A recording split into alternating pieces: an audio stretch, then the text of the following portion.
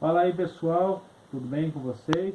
Estamos aqui para mais uma vez, mais uma gravação aqui do nosso canal, onde nós buscamos uma direção para as nossas vidas na Palavra de Deus, buscamos nos aperfeiçoar em Cristo e na sua Palavra.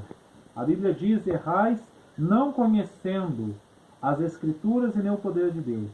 Então vamos buscando nos aperfeiçoar nas Escrituras, no conhecimento da Palavra de Deus. E eu queria ter como tema do nosso vídeo de hoje a confissão de Pedro. Em Mateus capítulo 16, versículo 13, diz assim: Indo Jesus para os lados da Cesareia de Filipe, perguntou aos seus discípulos: Quem diz o povo ser o Filho do Homem?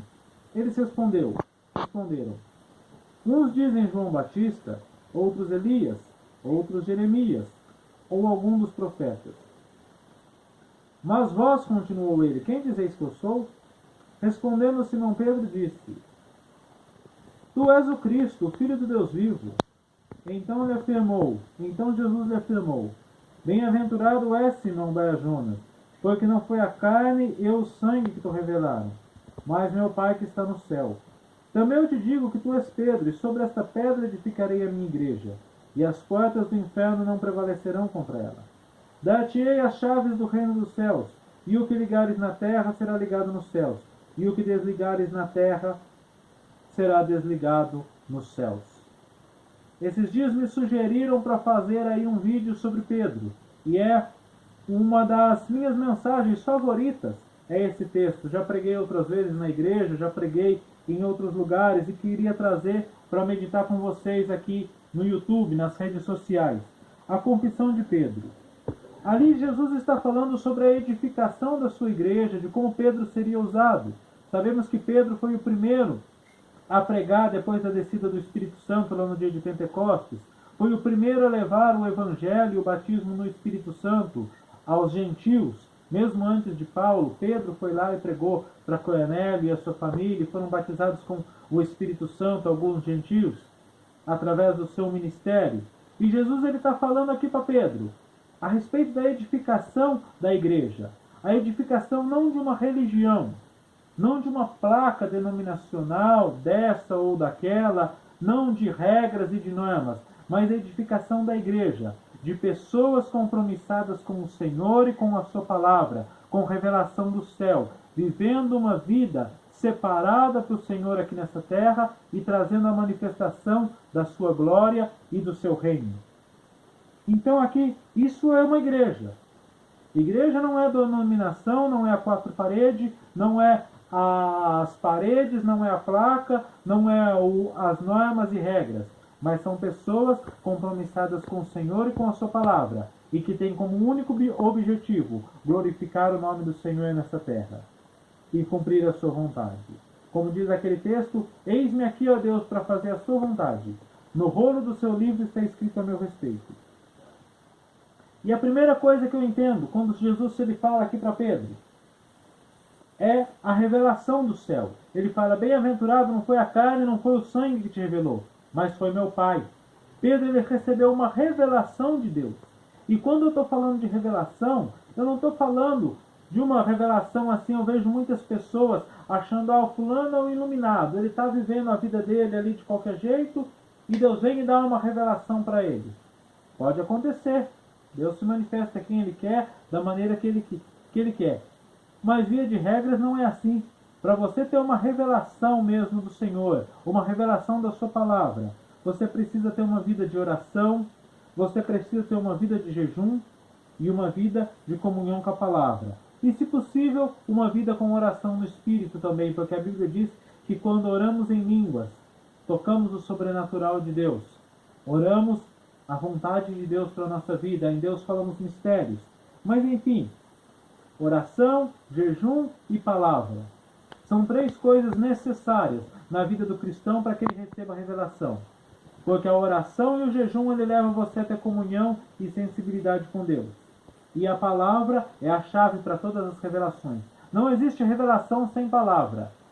Eu vejo muita gente aí, conheci muita gente dizendo ter revelação, dizendo que é igreja de revelação, mas que não conhece a palavra. Onde não tem o conhecimento da palavra, não tem como as coisas serem julgadas pela palavra, e falsos ensinamentos, ensinamentos e doutrinas de homens e até doutrinas de demônios podem ser estabelecidos.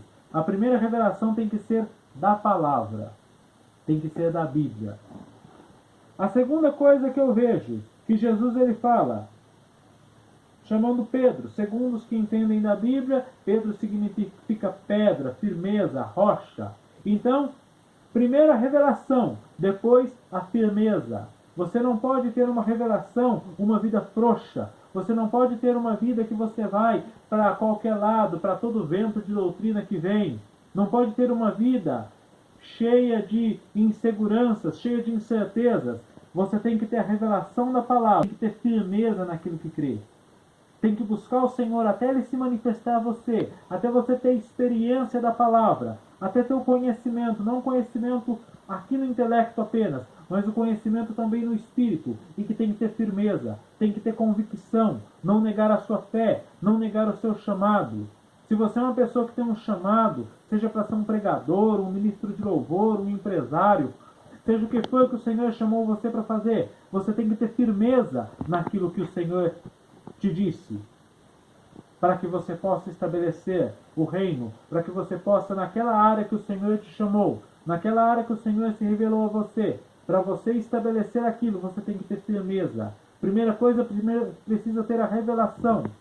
Revelação da palavra, revelação do Cristo, revelação daquilo que Ele quer para a tua vida. Porque nem sempre aquilo que Ele quer para mim, Ele quer para você. Talvez Ele me chamou para ser um pregador, talvez chamou você para ser um político, não sei. Enfim, mas é preciso ter a revelação. E tendo a revelação, é preciso ter firmeza naquilo que o Senhor revelou. Não vai para qualquer lugar. Ouve uma palavra contrária, já desanima. Ou tem uma tentaçãozinha, já se entrega. Tem uma tribulaçãozinha, já desiste. Não, tem que ter firmeza. Ser fiel até a morte, que te darei a coroa da vida. Não foi assim o apóstolo Pedro? Foi fiel até a morte? Ser fiel até a morte, mantenha-se firme. Sobre a revelação que você recebeu do Senhor, a igreja vai ser edificada. Quando Jesus diz, sobre esta pedra edificarei a minha igreja, Ele está dizendo, sobre esta revelação que você teve, eu edificarei a minha igreja. Sobre a revelação da palavra, de quem é o Cristo, do Deus vivo, da palavra, o Senhor edifica a igreja. E através daquela revelação pessoal que você teve, você vai edificar o teu ministério, você vai edificar o seu chamado. Alguns de ganhar as almas, outros de curar os doentes, outros de resgatar os feridos, outros de prosperar os que estão necessitados. Enfim, aonde você teve a revelação e você tem a firmeza, vai ser edificado. Nesta revelação que você teve, neste entendimento que você teve. As portas do inferno, elas não prevalecerão.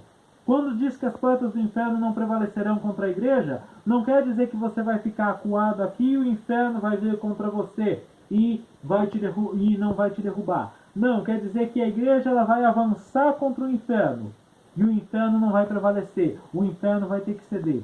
Por muito tempo as pessoas acharam que servir a Deus era ficar acuado, passar a semana toda em tribulação e no domingo ir lá na igreja receber uma oração para ter um alívio e na segunda viver em tribulação de novo. Não é isso. Você vai ir contra o inferno. Nós vamos orar e nós vamos tocar o céu. É isso que Jesus está dizendo. Eu te darei as chaves do reino dos céus. O que ligares sobre a terra será desligado sobre o céu. Nós, povo de Deus, temos a autoridade para determinar o que acontece. Em oração, orar pela nossa nação para que políticos corruptos caiam, para que políticos verdadeiros se levantem, para que autoridades corruptas e envolvidas, aliançadas com o diabo, sejam tirados do seu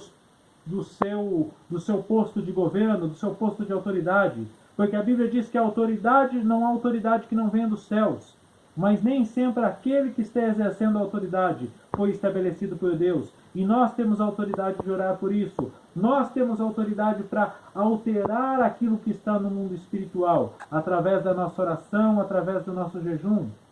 Eu já tive uma experiência de começar a orar pelo meu bairro e ver coisas maravilhosas acontecendo, mudanças significativas acontecendo. Aqui em nossa cidade, muitas vezes oramos, em lugares onde passamos, sempre oramos pelo bairro, oramos